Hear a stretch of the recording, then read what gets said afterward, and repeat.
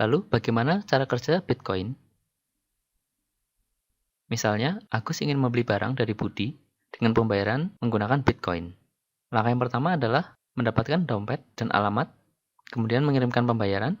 Langkah ketiga adalah dilakukan verifikasi transaksi, yang kemudian transaksi terverifikasi. Agus dan Budi masing-masing memiliki dompet Bitcoin di komputer atau device lain. Setiap dompet menyimpan sejumlah Bitcoin dan memiliki alamat atau address.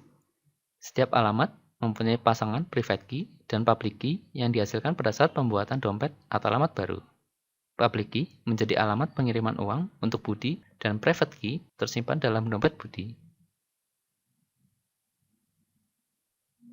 Public key kriptografi merupakan mekanisme digital signature yang digunakan dalam Bitcoin.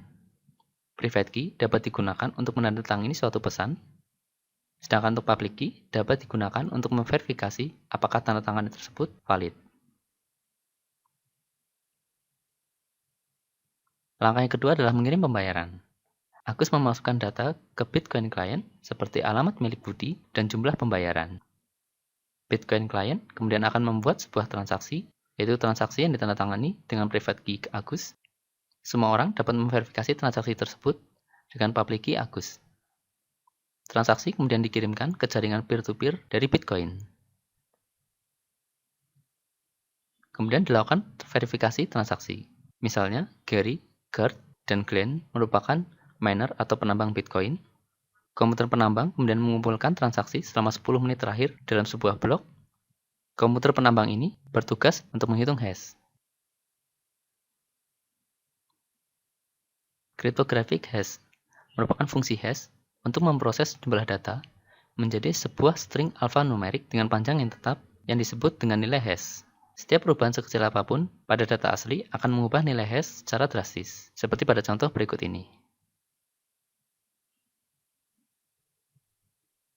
Nilai hash tersebut akan dijumlahkan sehingga mendapatkan nilai hash yang baru. Setiap nilai hash yang baru nantinya akan mengandung informasi seluruh transaksi Bitcoin sebelumnya. Karena itu, ledger juga disebut sebagai blockchain atau rantai blok. Komputer penambang akan mencari nilai tambahan atau nonce untuk mendapatkan nilai hash baru. Menghitung nilai hash sebenarnya mudah, tetapi Bitcoin mensyaratkan nilai hash dimulai dengan sejumlah angka 0 tertentu, sehingga komputer penambang harus mencari nilai nonce untuk menghasilkan nilai hash tersebut. Namun, karena karakteristik hash tidak bisa diprediksi, maka harus dicoba seluruh kemungkinan nonce.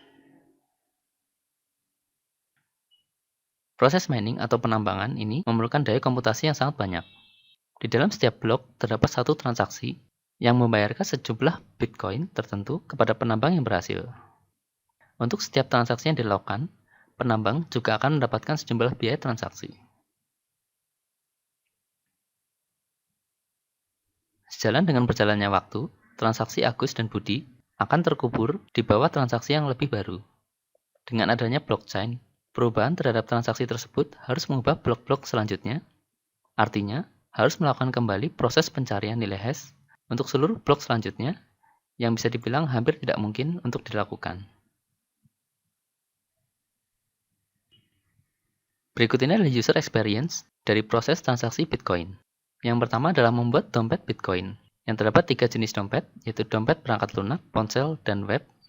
Kemudian akan didapatkan alamat Bitcoin setelah membuat dompet Bitcoin, yang kemudian baru dapat dilakukan sebuah transaksi seperti membeli Bitcoin, pertukaran Bitcoin, dan menjual Bitcoin. Berikut ini adalah cara untuk membuat dompet Bitcoin. Yang pertama adalah dengan mengunduh aplikasi pada web yang telah disediakan.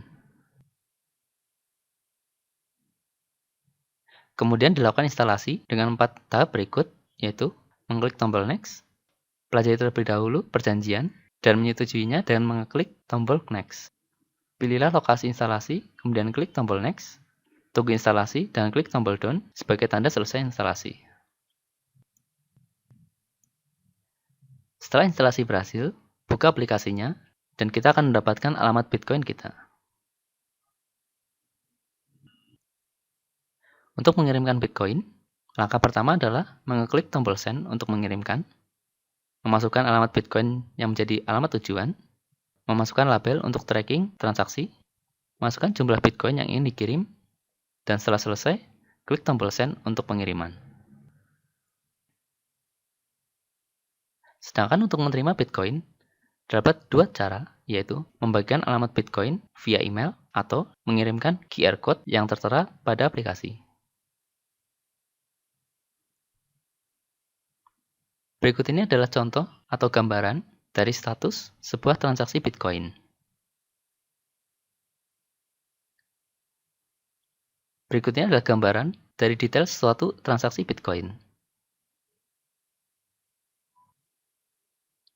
Bitcoin mempunyai kelebihan dan kekurangan. Kelebihannya adalah tidak adanya central authority, sehingga dipandang sebagai orang yang bebas dari aspek politis. Tidak ada single point of failure yang dapat diretas. Dengan peredaran yang terbatas, maka akan terjadi deflasi dan bukanlah inflasi. Selama 2013 hingga 2014, nilai akan menguat. Semakin banyak penyedia atau barang atau jasa yang mengadopsi Bitcoin sebagai salah satu pembayaran yang diterima. Kelemahannya adalah tidak adanya central authority, artinya tidak ada yang menjamin kestabilan mata uang. Keamanan dompet harus dijaga masing-masing individu. Pencurian dari dompet tidak dapat digantikan oleh entitas apapun. Menurut sebagian ekonom, deflasi merupakan hal yang buruk.